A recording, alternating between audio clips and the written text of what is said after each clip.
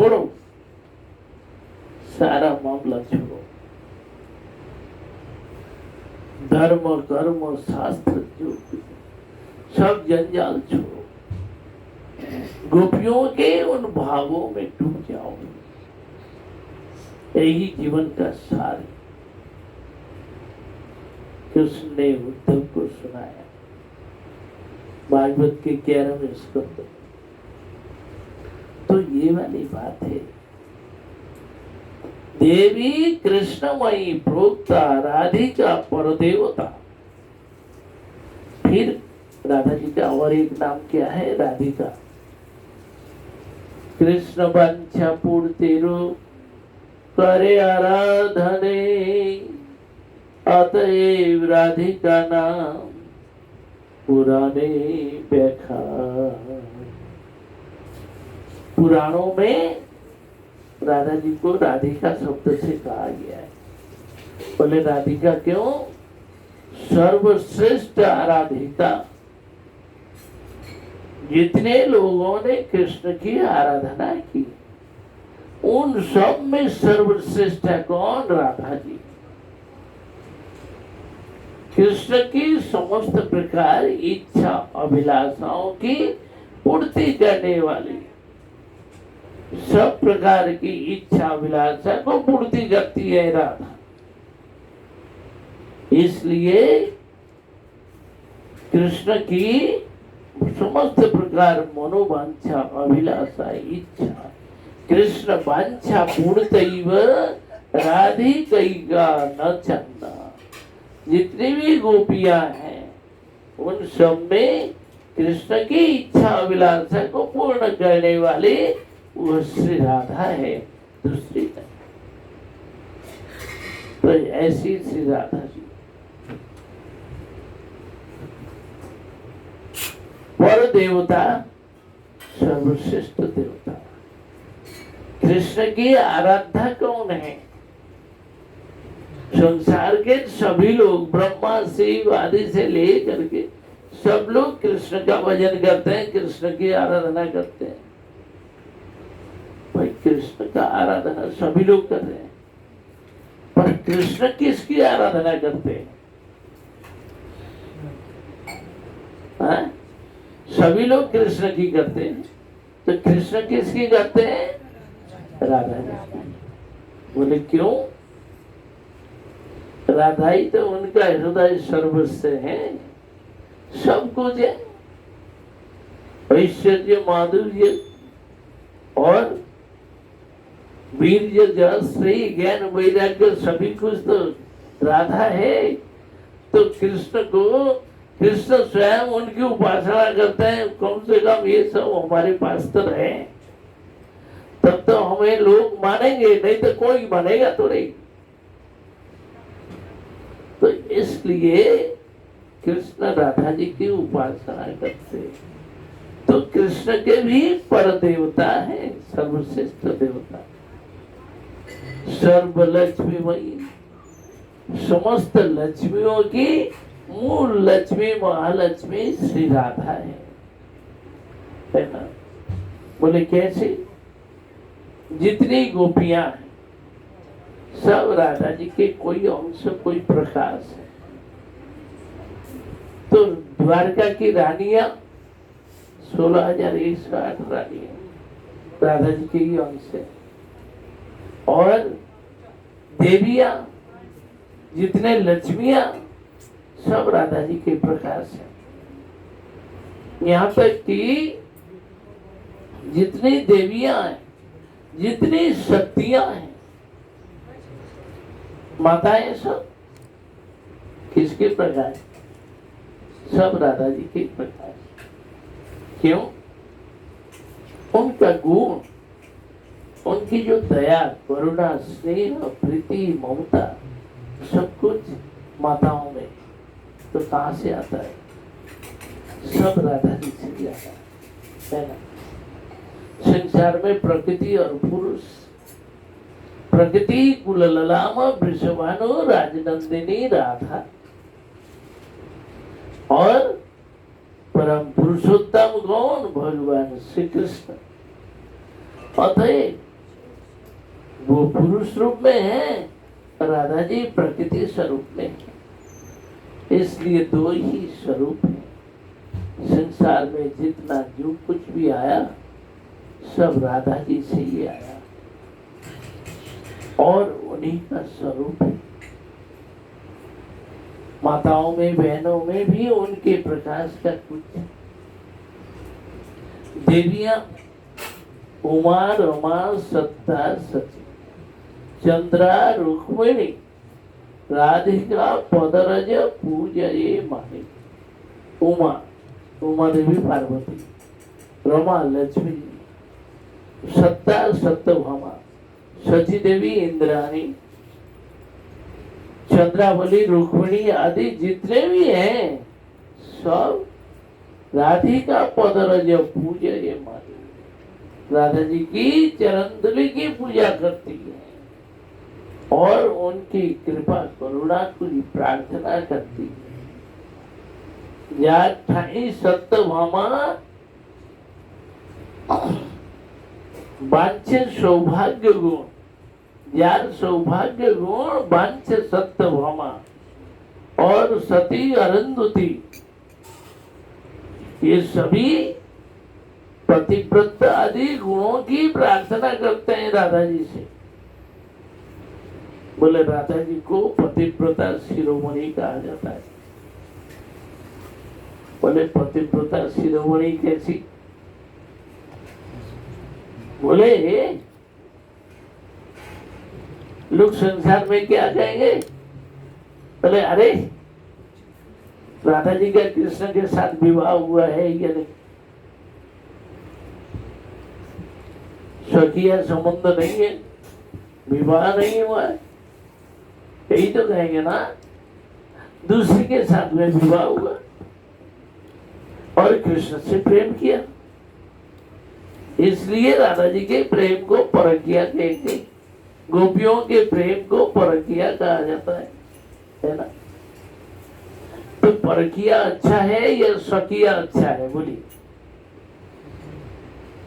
आप लोग बोलिए, माता है सब। स्वकीय अच्छा है या परकीय अच्छा है?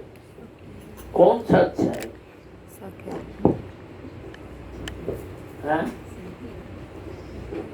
बोले अरे वैवाहिक जीवन में स्वकीय तो अच्छा है ना, परकीय तो बुराई है ना, निंदा है ना। हाँ? कौन सा अच्छा है? स्वकीय अच्छा है भाई। वैवाहिक जीवन में पति पत्नी का जीवन सही है, विधिवत, यहाँ तो कोई अविधि नहीं है। और गोपियों का कहा जा रहा है रोज दिन कीर्तन करते हैं तुलसी परिक्रमा में। क्या करते हैं? जय जय उज्जवल रस सर्व रस सार परकीय भावे जा ब्रजते प्रचार।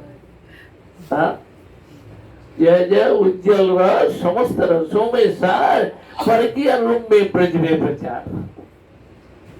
तो गोपियों का तो परकीय भाव दिखाया गया। बोले क्यों? अपने अपने पति को छोड़ करके कृष्ण के साथ में मिलती है,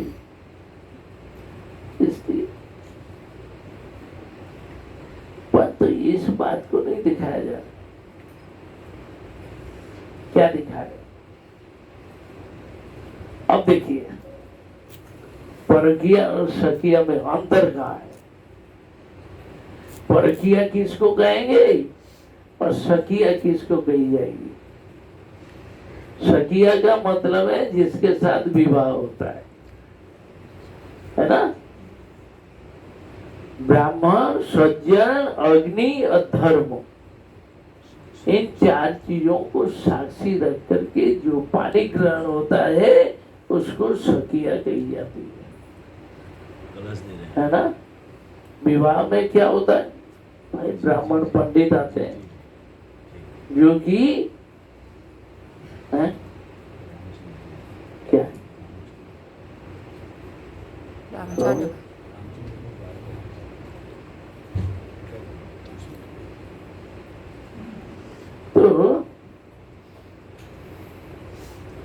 तो क्या है स्वकीय और परकीय?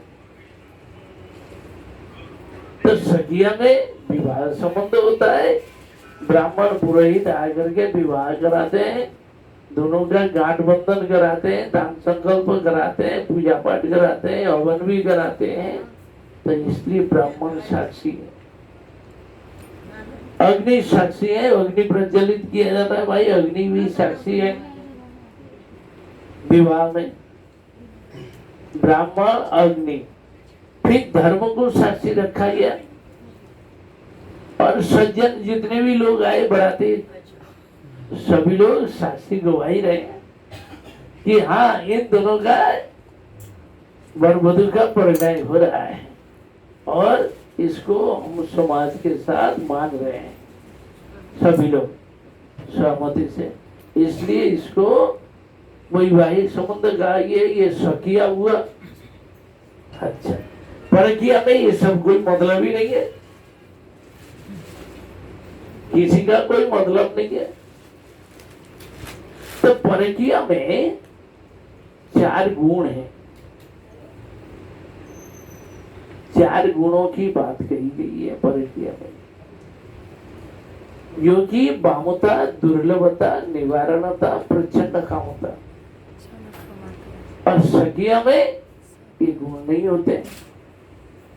सखिया में क्या होता है, वैवाहिक जीवन में जितने भी माताएं बैठी हैं, अब बोले कि जब विवाह होता है पति पत्नी में खूब आकर्षण है, खूब प्रेम है, नया नया प्रेम है ना, नई नई पति एक दूसरों को छोड़ करके नहीं रहेंगे, खूब प्रेम है, खूब प्यार है, मिलना जुलना, उठना बैठना, खाना पीना, रहन सहन, बोलना चलना सब एक साथ, और कितना प्रेम है। पहले पहले कुछ दिन, और विवाह के कुछ दिन पश्चात 1 बरस 2 बरस निकल जाए, पति कहेंगे ये तुम अलग से सुना, एक साथ में हमें नींद नहीं आती है, तुम अलग से रहना, अलग से सो। उस समय आकर्षण नहीं रहता है, कम होता चला जाता है ना। फिर दोष देखना शुरू होता है पति पत्नी में, अरे कोई ना कोई दोष देखेंगे, उसी दोष को लेकर के विवाद खटपट। पत्नी कहती है हमारा पति 1 घंटा लेट करके आता है, रोज दिन ऑफिस से लौटने में 1 घंटा देरी। बोले 1 घंटा देरी तो इसका मतलब दूसरी जगह नहीं जाता है, तो यही झगड़ा है, एक जगह झगड़े में फंसा मैं भी। बोले भाई समाधान करो, सुना उनकी बात। बोले 1 घंटा देर करके क्यों आता है, तब कहीं जाता है। वो बोलता है कि बोले भाई 1 घंटा तो हमें ऑफिस में और टाइम लगता है संभालने में, लोग तो भाग जाते हैं, सब चले जाते हैं, तो सामान तो उठाना पड़ेगा, सारे फाइल को उठाना पड़ेगा, बंद करना रखने में 1000 टेबल है, इतने टेबल के सारे फाइल उठा के अलमारी में रखना पड़ेगा, ताला बंद करना पड़ेगा, तो 1 घंटे में होता है क्या। तो भी हमारा समय लग जाता है, करते करते थक जाते हैं। तो हम बाहर निकलते, थोड़ा चाय पीते हैं, पी करके सीधा हम घर आते हैं, 9 बज जाता है। तो इसी का झगड़ा है। तो पत्नी कहती है तुम 1 घंटा देर करके क्यों आते हो, और रोज दिन तुम्हारा देर होता है, इसका मतलब तुम कहीं जाता है। ये इस बात को मानती नहीं, सुनती नहीं, समझती नहीं, झगड़ा इसी का है ना। पति पत्नी में आपस में दोष देखना शुरू हो जाता है, तो इसी में प्रेम घट जाता है। फिर पत्नी को पति के अधीन बन करके रहना पड़ता है, वो जैसा चाहेंगे कहेंगे वैसे ही होगा, इससे अधिक कुछ नहीं।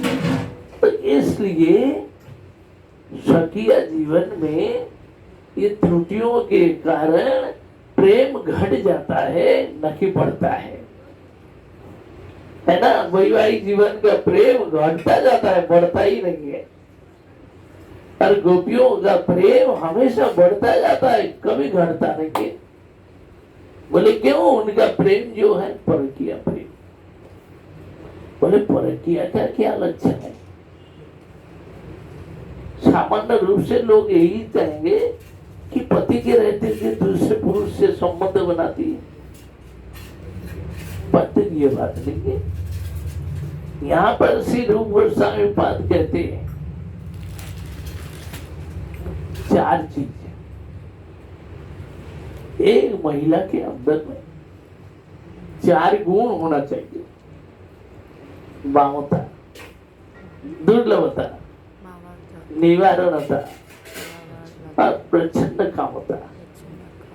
इसका मतलब वामता यानी एक लड़की लज्जाशील है, बेशरम नहीं होती, लज्जाशील। आज हमारे पूरे भारतवर्ष में कश्मीर से कन्याकुमारी तक देखा जाए, कहीं भी जाए, सब लड़कियां महिलाएं अपने वस्त्रों में ढकी हुई होती है, बेआबरू नहीं होता है। अब विदेशों में क्या है, सब बेपरवाह पार्टी है ना, सारे कपड़े उतार करके नंगे होकर घूम रही है, सब बड़ी बड़ी स्त्रियां, तो उनको कोई शर्म नहीं है। आंखों में चश्मा लगा लिया, बस सारा शरीर देखें कोई बात नहीं है, तो बेशरम होता है। और भारत में एक गुण है भाई, लज्जाशील होना। पुरुषों के सामने अपने शरीर पर आच्छादन हो, ढका हुआ हो, तो उसमें आकर्षण बना रहता है, इसलिए बांधता है। दूसरी बात दुर्लभता, ठीक है, प्रेम है, संबंध भी है। एक पुरुष के साथ हमारा संबंध है पति पत्नी का, तो पति पत्नी का संबंध है तो हमेशा ही मिलना चाहिए क्या? और जब कभी जब चाहे जैसा चाहे वैसे नहीं मिलते। आज कदाचित मिलन होता है, ठीक है, प्रेम है। इसलिए स्त्री है तो दिन रात उनके पीछे पड़े रहेंगे और बेशरम होकर के ऐसा है। दुर्लभता, ठीक है, प्रेम है, छिपा के है, बाहर में प्रकट नहीं होता, इसलिए दुर्लभता कही गई है। निवारणता, पुरुष यदि पत्नी के पास आ जाए और मिलना चाहे या शरीर पर हाथ लगाना चाहे तो हाथ लगाने नहीं दे, मिलती नहीं है। कुछ बारण भी होता है, निषेध होता है, देश काल पात्र भी तो देखना पड़ता है ना, है ना भाई। घर में गुरुजन है और लोग हैं, सब तो सबके सामने क्या करेंगे, तो बारण भी तो होता है। निवारण, प्रचंड काम होता। बोले माताओं में पति के प्रति भावना तो है, पर उस भावना को दिखाती नहीं है, काम भाव से पागल नहीं होती। जैसे हम सभी माताओं को देखते हैं, भाई माताओं के अंदर में क्या है, देवी भाव है, मर्यादा भाव है, भक्ति भाव है। माँ को देख करके सिर झुकेगा, प्रणाम करेगा, है ना। वो भी कामिनी बन करके मैं काम भाव से एकदम पागल हूँ, मिलने के लिए उतावली, ऐसा भी है। तो ये प्रचंड काम होता है। ये सभी माताओं के गुण है ना। तो ये गुण चाहिए या नहीं चाहिए, बताइए? चाहिए ना, सबको चाहिए। इसलिए सभी माता बहनों को, सबको ये गुणों की आवश्यकता होती है और ये सुलक्षण कहा जाता है कि देखो ये लड़की कैसी है। कोई बुराई करने वाला नहीं है भाई, उनको देखते ही सिर झुक जाएगा, है ना, उनके चौड़ों की तरफ सिर चला जाएगा, झुक जाएगा। तो माताओं के सुलक्षण, तो ये सभी गुण जो है ब्रज गोपियों में पाया गया। इसलिए ब्रज गोपियों को कहा जा रहा है कि परकिया भावे जहाँ ब्रजते प्रचार, है ना। उन लोगों में ये परकिया भाव रहा, यानी माताओं के जो गुण हैं, महिलाओं के, लड़कियों के जो गुण है, वो नहीं कि कृष्ण के लिए पागल हो गई और दीवानी और कपड़े उतार करके डोल रही हो, काम भाव से ऐसे पागल है, ऐसा भी नहीं है ना। आया ना समझ में? इसलिए पर किया भावे जाह ब्रजेते प्रचार। कौन? राम तक या समय हो गया है? फोन आ रहा है। फोन आ रहा है? हाँ, अच्छा दीजिए, इधर अंदर करो। यहाँ दीजिए, यहाँ दीजिए, अरे यहाँ लाइए, ये कीर्तन करो, चला। फोन कर ठीक हो गया। अरे वो बार बार फोन कर रहे हैं ना। आप अंदर जाओ, अंदर से फोन करो। आरती अच्छा एक कीर्तन तो करो, आरती करो।